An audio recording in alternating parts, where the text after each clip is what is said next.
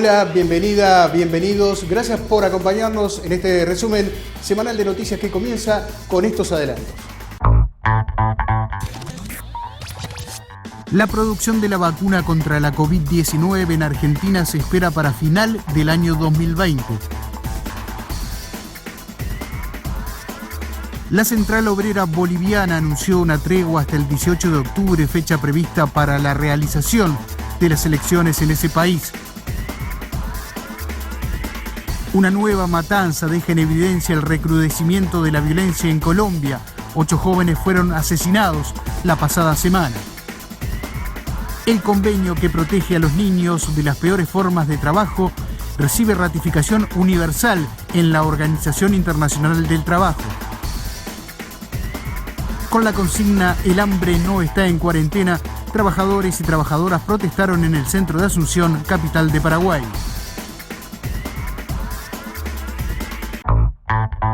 Y comenzamos hablando de Bolivia, donde la Central Obrera Boliviana ha realizado una tregua hasta el próximo 18 de octubre, cuando se ha confirmado esa fecha como elecciones nacionales en todo el país.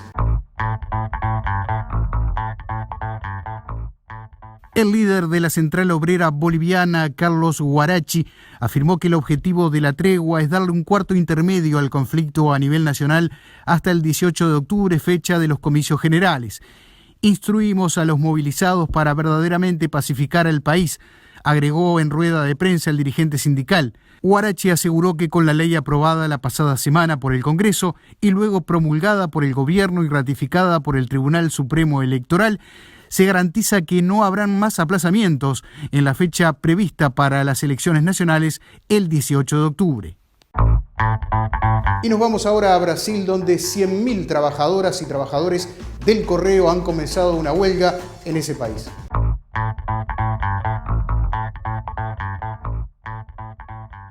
Cerca de 100.000 trabajadores de la empresa brasileña de correos y telégrafos comenzaron una huelga indefinida contra la privatización de la compañía. Luego de ser aprobada en las asambleas nacionales de los sindicatos afiliados a la Federación Nacional de los Trabajadores en Empresas de Correo y Telégrafos y similares.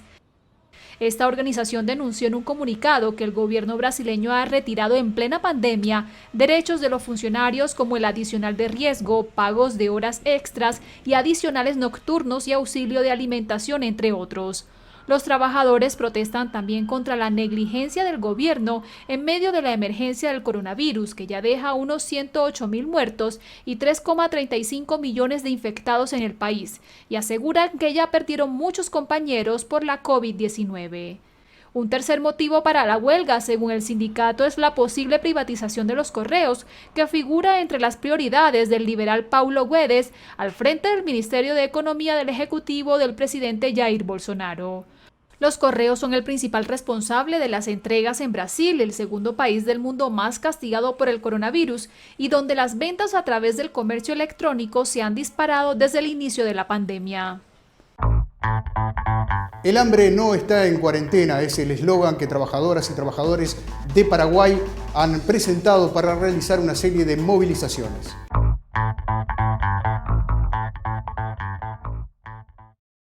El pueblo tiene hambre o el hambre no está en cuarentena son algunos de los carteles que se vieron hoy en las calles de Asunción en una manifestación convocada por 4 centrales sindicales que fue apoyado por el Frente Guazú, la mayor formación de izquierda de Paraguay. A la protesta asistieron centenares de personas, entre ellos docentes, estudiantes, transportistas, y con banderas de Paraguay salieron a la Plaza Uruguaya y recorrieron la calle Palma, todos ellos denunciando el plan de reactivación económica del gobierno de Abdo Benítez, que según los manifestantes los principales afectados serán los trabajadores, pequeñas y medianas empresas a causa del endeudamiento. Otro de los puntos de la protesta fue el rechazo a la corrupción que se ha evidenciado en los últimos meses de la pandemia, como es el caso de los funcionarios del Ministerio de Salud tras sancionar licitaciones para la compra de insumos que no tuvieron éxito al descubrirse irregularidades. Hugo Riches, senador del Frente Guazú, manifestó que en ningún momento se le está exigiendo al gobierno que acabe con la pandemia, pero sí que con los recursos que tiene pueda frenar la crisis sanitaria y productiva. Paraguay hasta el momento tiene 8.000 casos positivos de coronavirus y 97 muertes. Y en la Ciudad de México se realizaron manifestaciones en protesta contra la violencia de género.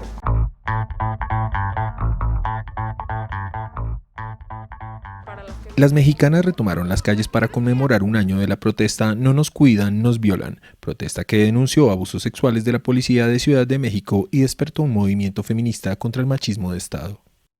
En una manifestación que incluyó choques con los agentes, pintadas a monumentos y petardos que hirieron al menos a una policía, cientos de mujeres marcharon en la capital para denunciar la impunidad y la violencia machista que se ha agravado con el confinamiento de la pandemia. La policía no me cuida, me cuidan mis amigas, fue el grito con el que 10 mujeres iniciaron la marcha en el Ángel de la Independencia, el monumento más emblemático del Paseo de la Reforma, la avenida principal de la urbe. La Secretaría de Seguridad Ciudadana de México desplegó 1.870 policías y cientos de ellos encapsularon a las mujeres cerca del monumento que permanece cercado por el vandalismo que sufrió en los disturbios de hace un año. Pero esto no detuvo al contingente dentro del que había víctimas de abuso sexual. En la primera mitad del año, el Secretariado Ejecutivo del Sistema Nacional de Seguridad Pública contabilizó 489 feminicidios, un 9.2% más que los 448 del mismo periodo del año anterior. En 2019, el Secretariado Ejecutivo del Sistema Nacional de Seguridad Pública registró 1.012 feminicidios, como catalogan las autoridades a los asesinatos por violencia de género o machista. Además, reportó 2.862 homicidios dolosos de mujeres el año pasado, aunque el mes con más víctimas de los últimos 5 años ha sido abril de este año, cuando contabilizó 264 en el primer mes de confinamiento total por el brote de coronavirus. Preocupa hondamente la situación de violencia en Colombia. Comenzamos nuestro compacto informativo con esta y otras noticias.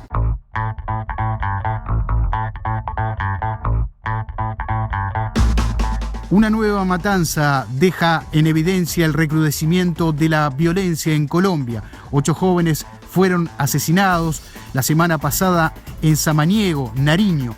En lo que va del año, la Oficina de la Alta Comisionada de Naciones Unidas para los Derechos Humanos ha documentado 33 masacres y viene dando seguimiento a 97 asesinatos de personas defensoras de derechos humanos, de los cuales a la fecha ha verificado 45 homicidios. El gobierno de Perú informó que en el periodo enero-junio de este año la producción nacional disminuyó en 17.37% y el desempleo subió a más del doble respecto al segundo semestre del año 2019. Luis Abinader, de 53 años, asumió la presidencia de República Dominicana con el reto de enfrentar la grave crisis sanitaria y económica que vive el país a causa del coronavirus. Tras varios meses de inactividad por el azote de la COVID-19, sectores opositores de Haití insisten en retomar las protestas y reiteran la supuesta ilegalidad de las elecciones que planea el gobierno. En Chicago, Estados Unidos, una manifestación en contra de la violencia policial terminó en un enfrentamiento y un saldo de 24 detenidos y 17 agentes lesionados.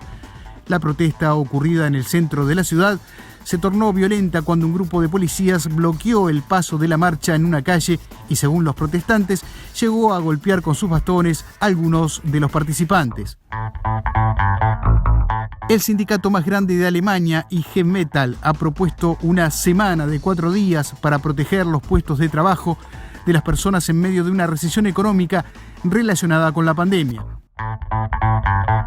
El Cristo Redentor en Río de Janeiro, la más icónica imagen de Brasil en el mundo, así como el Cerro de Pan de Azúcar, el Acuario y la Rueda Gigante, principales atracciones turísticas de esa ciudad, reabrieron esta semana sus puertas pese a la aún preocupante expansión del virus en ese estado.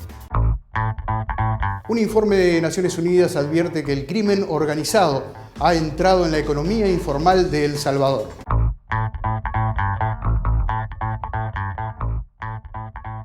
En un informe, las Naciones Unidas advirtieron que la economía informal de El Salvador, de la cual depende una buena cantidad de familias, tiene una vinculación significativa con el crimen organizado que podría fortalecerse por la crisis provocada por la pandemia del coronavirus.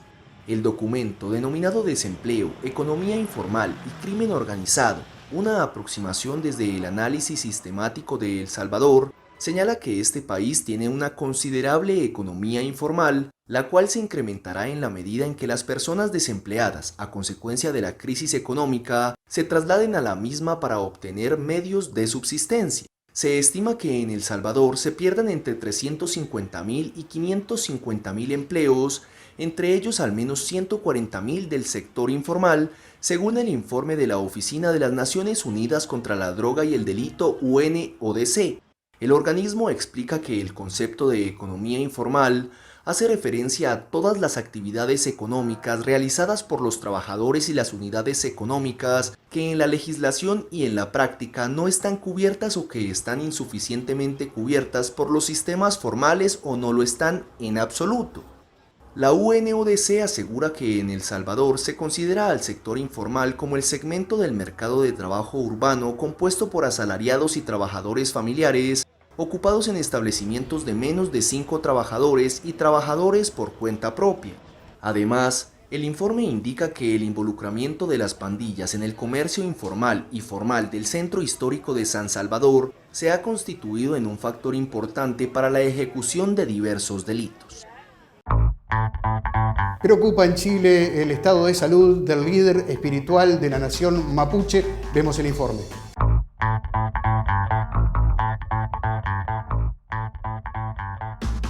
El líder espiritual mapuche Celestino Córdoba responsabilizó al gobierno de Chile de su posible muerte a horas de comenzar una huelga seca tras más de 100 días en una de hambre y después de que la justicia rechazara su solicitud de cambio de condena.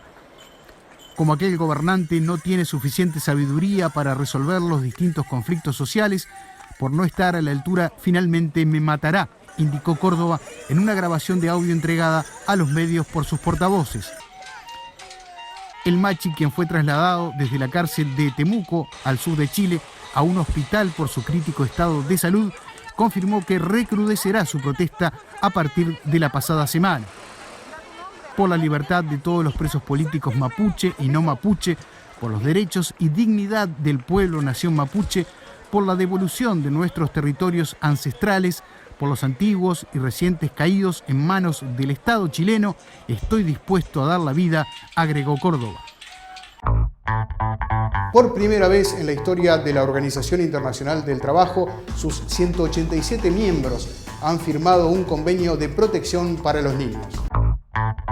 Por primera vez en la historia de la Organización Internacional del Trabajo, todos sus miembros ratificaron un instrumento que otorga a la niñez protección jurídica frente a las peores formas de trabajo infantil, haciendo patente el compromiso mundial de erradicar la esclavitud, la explotación sexual y el reclutamiento de niños para fines militares. El trabajo infantil ha disminuido, pero podría volver a aumentar a causa de la pandemia de COVID-19, advierte la OIT. Desde la fundación de la Organización Internacional del Trabajo en 1919, la erradicación del trabajo infantil ha constituido uno de sus principales objetivos al considerar que la protección de los niños constituye el punto de partida para llevar a cabo una labor eficaz en materia de legislación social. Por primera vez en la historia de la organización, sus 187 Estados miembros ratificaron una Convención Internacional del Trabajo. La OIT estima que hay 152 millones de niños que realizan trabajo infantil, 73 millones de los cuales llevan a cabo trabajos peligrosos. El 70% de todo el trabajo infantil tiene lugar en el sector agrícola y obedece principalmente a situaciones de pobreza y a las dificultades de los padres para encontrar un empleo decente. En Uruguay, el presidente de la Central Única de Trabajadoras y Trabajadores PIT-CNT, Fernando Pereira, habla sobre la ley de urgente consideración votada recientemente por el Poder Ejecutivo.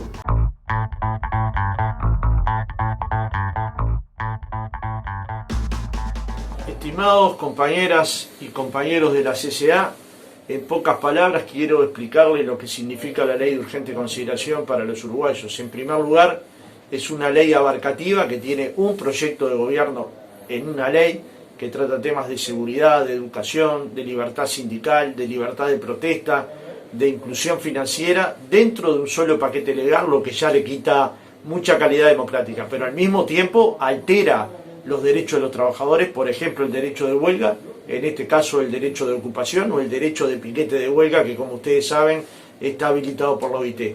Por otra parte, cercena derechos, es decir, genera cargas punitivas, prisiones más largas para las personas que cometen delitos sin tener un sistema que de alguna manera los rehabilite a la sociedad, construye un sistema por el cual cambió las reglas del juego en el sistema de inclusión financiera y daña sin duda desde nuestro punto de vista el entramado del derecho a la protesta, de la expresión de la sociedad uruguaya.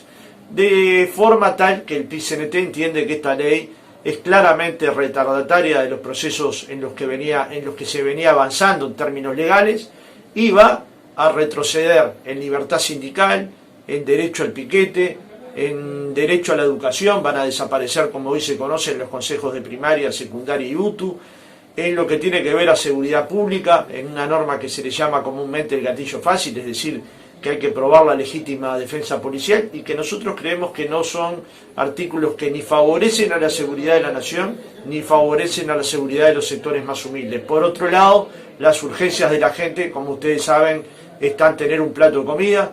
100.000 uruguayos o más hoy se están alimentando en ollas populares, es tener servicios públicos de calidad, energía eléctrica, internet, agua potable, una garrafa de gas, es que no lo desalojen en el momento de quedarse en casa de su vivienda. Entonces, entre la lucha de los trabajadores y la ley de urgente consideración hay un abismo, nos separa un abismo. Por un lado las urgencias de la gente, la defiende el PIT-CNT, y por otro lado, lo que desde nuestro punto de vista no es urgencia para nadie, se gastó 45 días en el Parlamento para aprobar una ley negativa para los intereses de los trabajadores uruguayos.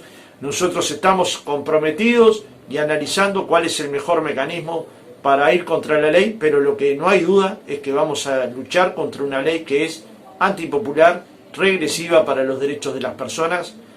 Desde este medio les mando un fuerte abrazo a las decenas de millones de trabajadores afiliados en los sindicatos de toda América Latina. En Argentina hay importantes avances con la vacuna contra el coronavirus y se prevé su producción para finales de este año.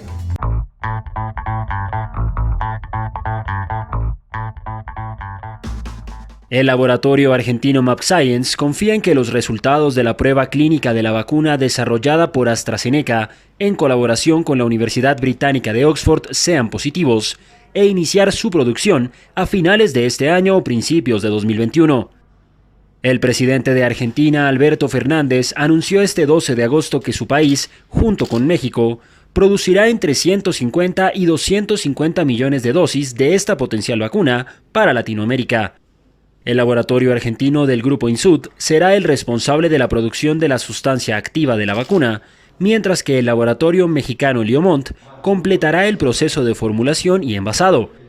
AstraZeneca firmó un acuerdo con la Fundación Carlos Slim para contribuir a la producción en Argentina y México y la distribución sin beneficio económico en América Latina durante la pandemia de la potencial vacuna, que tendrá un coste de entre $3 y $4 por dosis.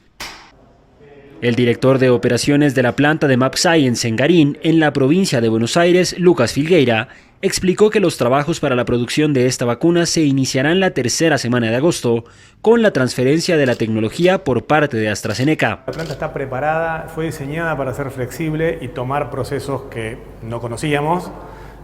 Creo que no imaginamos nunca que íbamos a terminar haciendo la vacuna. En la planta argentina se pueden producir por mes unas 25 millones de dosis, pero Filgueira es cauto, asegurando que antes de eso, lo más importante es que la vacuna sea efectiva. Según el directivo de la planta argentina, la elección de ese país para producir esta vacuna es un premio al trabajo científico que hacen desde hace mucho tiempo y al trabajo biotecnológico del que es pionera en la región. En América Latina no hay otra planta de esta capacidad y además que estuviera disponible como la nuestra. Brasil, Sudáfrica y Reino Unido participan en las fases posteriores de evaluación de la eficacia de la vacuna de Oxford en pacientes, después de un resultado inicial positivo con 1.000 personas en la fase anterior. Se trabaja en Perú en la protección de la quina, árbol tan relevante en el combate contra el paludismo y la malaria.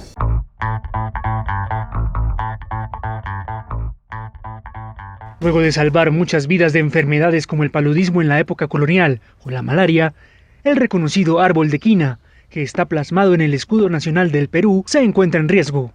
Desde 1934 fue marginado por la cloroquina, la actual medicina de moda contra la COVID-19. Ahora, con la aparición del virus, la quina corre peligro, ya que se ha vuelto a extraer su corteza a machetazos, lo que le causa un gran daño al árbol. Según el ingeniero forestal Alejandro Gómez, especialista en la planta, el desconocimiento de la misma, la deforestación y la agricultura migratoria son sus principales amenazas. Entrar con esta agricultura, ¿qué realizan?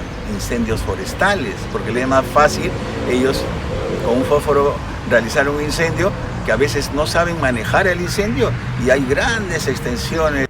Creación de santuarios naturales y planes de reforestación hacen parte de las estrategias para salvar el árbol de quina. El director ejecutivo de Agrorural, Angelo Tangerlini, pide apoyo para ejecutar un plan para repoblar los Andes con 232.000 plantas de aquí al 2022. Empresas del sector privado se sumen a esta iniciativa y de esa manera generar un efecto multiplicador que provoque que estas 145 hectáreas se conviertan en muchísimas más hectáreas, que es lo que realmente necesitamos. Dicha inversión para poner a renacer la quina en el Perú sería de 3,7 millones de soles, es decir, cerca de 1,04 millones de dólares. Recibimos en nuestra columna de hoy a Armando De Negri del Foro Social Mundial de la Salud y la Seguridad Social. Soy Armando De Negri del Foro Social Mundial de la Salud y de la Seguridad Social. La pandemia del coronavirus nos ha golpeado en un momento de extrema fragilidad para los trabajadores y la población en general, puesto que veníamos sufriendo el impacto de tres grandes crisis que nos afectaban. La crisis democrática, donde el acceso a las decisiones sobre la economía y el ordenamiento de nuestra vida estaban muy alejados de nuestro alcance. Una crisis social, donde una desigualdad creciente nos golpeaba todo el tiempo, con una tremenda concentración de la riqueza. Y una crisis ambiental con una velocidad terrible de destrucción de los recursos ambientales. A estas crisis se sumó entonces la crisis de la epidemia en cada país, con una gran incapacidad de los sistemas que están orientados por políticas de austeridad a garantizar la respuesta a las necesidades de la gente. En eso pensamos que la gran contribución del movimiento sindical, en alianza con los movimientos populares y sociales en nuestro continente, sería componer justamente frentes que propongan de forma clara un sistema de protecciones sociales de capacidad universal, igualitaria, capaz de proteger la población de manera permanente, no solo en el transcurso de la epidemia, y con una capacidad de insertarse en un proyecto de desarrollo con justicia social y justicia ambiental, lo que implica una intención política de redistribuir la riqueza producida en nuestro país y fortalecer nuestra capacidad de enfrentar esta pandemia y lo que venga en el futuro. En eso la oportunidad política de decir un basta, decir lo que no queremos y lo que deseamos construir, es una oportunidad para que el rol histórico del movimiento de los trabajadores pueda manifestarse. Gracias. Y en el marco de las nuevas actividades que se realizan post pandemia, en México, en la ciudad capital, reabren los cines de esa ciudad.